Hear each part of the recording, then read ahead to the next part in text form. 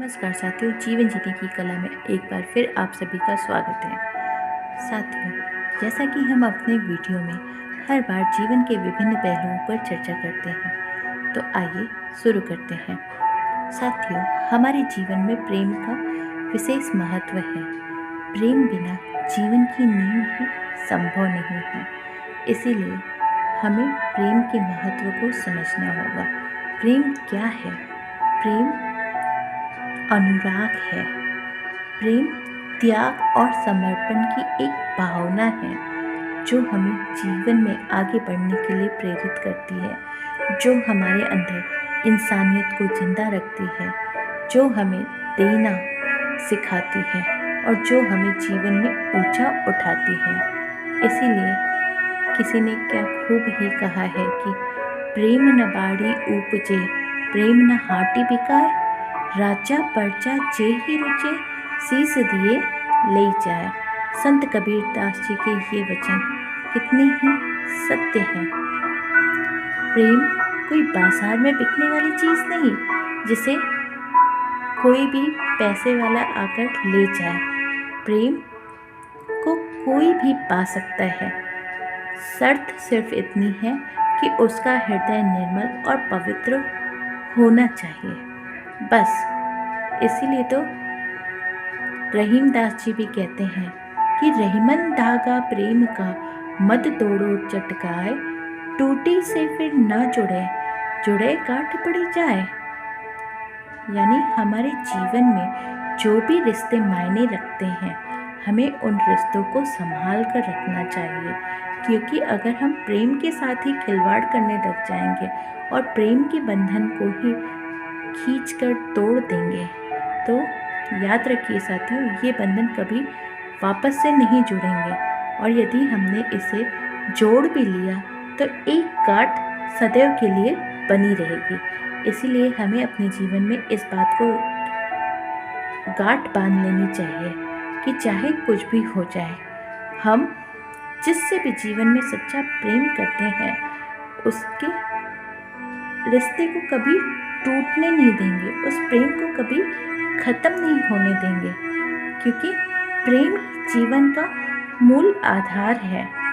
प्रेम के बिना जीवन की कल्पना ही नहीं की जा सकती।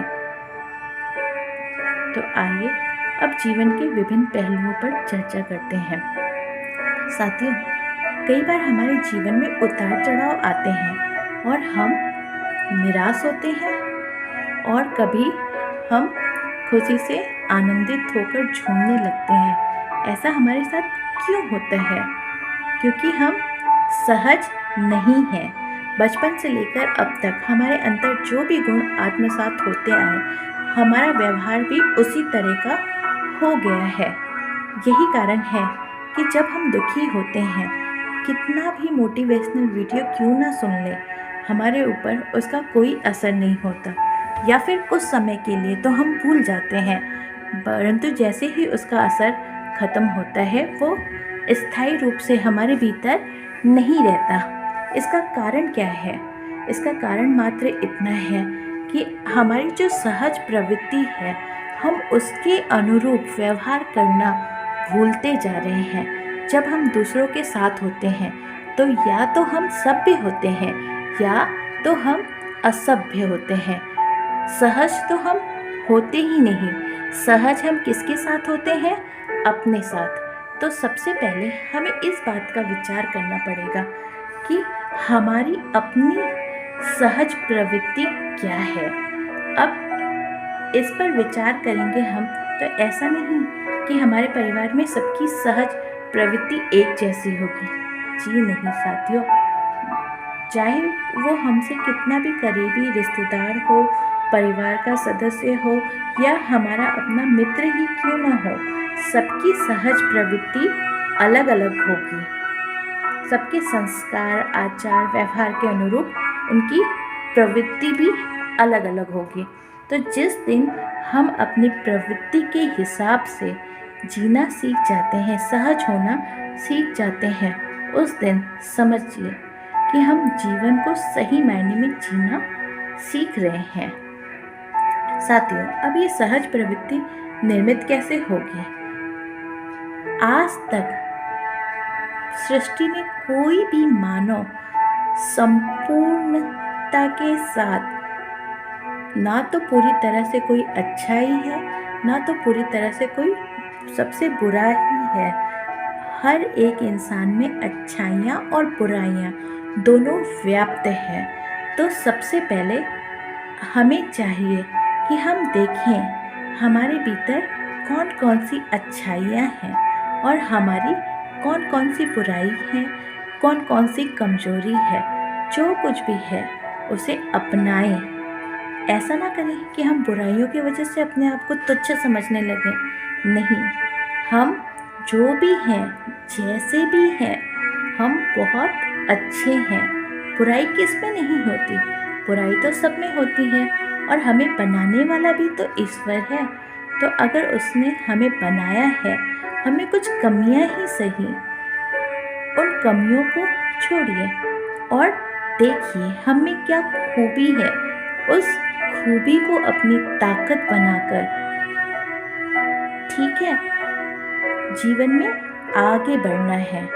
और हम हमेशा जो मांगते रहते हैं ना ऊपर वाले से, एक चीज़ पूरी हुई नहीं कि दूसरी मांगते रहते हैं, ऐसा हमें नहीं करना है।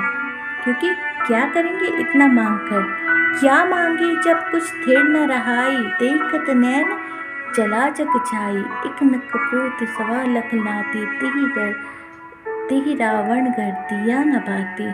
लंका सी कोट समुद्र सी खाई, तिहि रावण की खबर न पाई।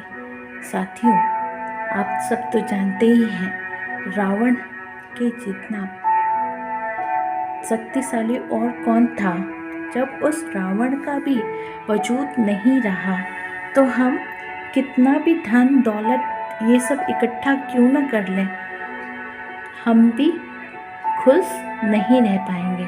तो इसलिए अपने पास में अपने मेहनत से हम जितना कुछ पा सकते हैं उसी में हमें संतुष्टि पानी है, उसी में हमें खुशियाँ भी तलाशनी है।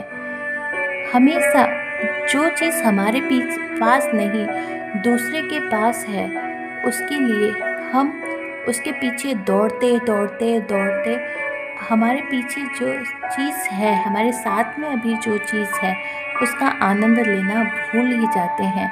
अपनी वास्तविकता को खोकर हम दिखावटी चीज़ों को जुटाने में पड़ गए हैं।